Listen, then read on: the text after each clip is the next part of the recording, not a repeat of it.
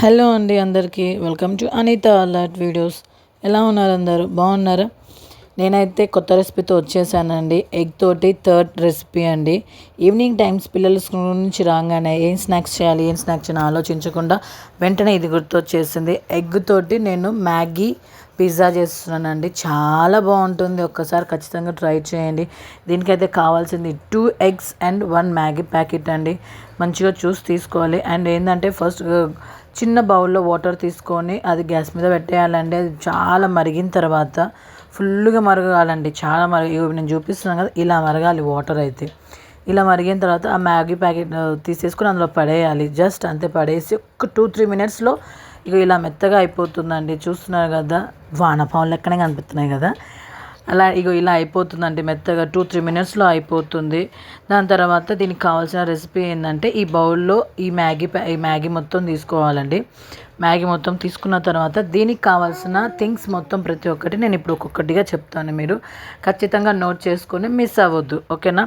దీనికి కావాల్సింది నేను చేసేది ఒక్కటే కాబట్టి నేను ఒక ఆనియన్, 4-5 పచ్చిమిర్చిలు, ఒక టొమాటో, కొత్తిమీర తీసుకున్నాను. ఇందులో కరివేపాకు వద్దండి, ఎందుకంటే కొంచెం లేత కరివేపాకు అయితే బాగుంటుంది. ముదురు కరివేపాకు అయితే అస్సలు బాగోదు. సో నేనైతే ఇవి క్లీన్ చేసుకున్నాను, అందుకే నేను కరివేపాకు వేయలేదు. క్లీన్ చేసుకుని నేనైతే చాలా సన్నగా తురుముకున్నానండి. వీటికైతే చాలా సన్నగా తురుముకోవాలండి. నేనైతే ఇప్పుడు కనిపిస్తున్నా కదా, ఆ మ్యాగీ తీసుకున్న గిన్నెలో నేను ఆనియన్స్ వేసుకున్నాను, దాని తర్వాత టొమాటోస్ వేసుకున్నాను. చాలా సన్నగా తరుముకోవాలండి. దాని తర్వాత కొత్తిమీర వేసుకున్నాను. అండ్ దాని తర్వాత లాస్ట్కి పచ్చిమిర్చి వేసుకున్నానండి. ఇవన్నీ మొత్తంగా చాలా ఎక్కువ ఉండాలండి, బాగుంటుంది. తక్కువ మ్యాగీతోటి ఎక్కువ వెజిటేబుల్స్ ఉంటే చాలా బాగుంటుంది. నేనైతే ఇలా వేసుకున్నాను. దీన్ని మొత్తం మిక్స్ చేయాలండి చాలా బాగా. కొంచెం టైం పడుతుంది మిక్స్ చేయడానికి. నాకు చిన్న బౌల్ ఉంది కానీ నేను చిన్న దానిలో చేసి మీరు పెద్దది తీసుకోండి. అండ్ ఇందాక చూపించాను కదా 2 eggs, అవి పలగొట్టుకోవాలండి. ఇందులోనే 2 eggs పలగొట్టేయాలండి. అలా పలగొట్టిన తర్వాత నేను మిక్స్ అయితే చేసేసాను. ఇలా అయింది.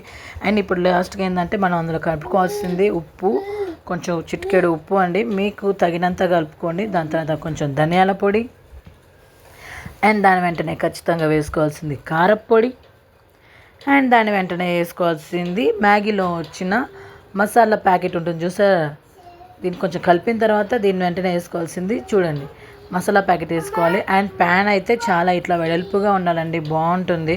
దానికైతే కొంచెం ఇది ఆమ్లెట్ల పిజ్జా లెక్క తయారు కావాలని చెప్పి కొంచెం బాగానే డీకోడ్ చేసుకోవాలండి. దాని తర్వాత ఆయిల్లో కొంచెం పోసుకొని మొత్తం టోటల్గా అప్లై చేసుకోవాలి. ఆ ప్యాన్లో ఆయిల్ మొత్తం హీట్ అయిన తర్వాత చూసుకోవాలండి. హీట్ అయితే బాగా వేడిగా ఉన్నప్పుడే వేయాలండి. నార్మల్గా ఉంటే అస్సలు కుదరదు, నిజం చెప్తున్నాను. అండ్ బాగా రాదు, పెంక అతుక్కు దాని పైనే జిడ్డుగా ఉంటుంది. కాబట్టి హీట్ ఎక్కిందండి ఆయిల్ అయితే. దాని తర్వాత నేను చేసుకున్న మిశ్రమం మొత్తం ఆ ప్యాన్లో పెట్టేశాను. చూడండి ఎలా అంటే ఒక ఆమ్లెట్ లెక్క చేసుకోవాలి. నేనైతే దీనికి పిజ్జా అని పేరు పెట్టాను, ఎగ్ పిజ్జా అని చెప్పేసి నేనైతే పేరు పెట్టానండి. మీరు ఏమన్నా పెట్టుకోవచ్చు, ఓకేనా?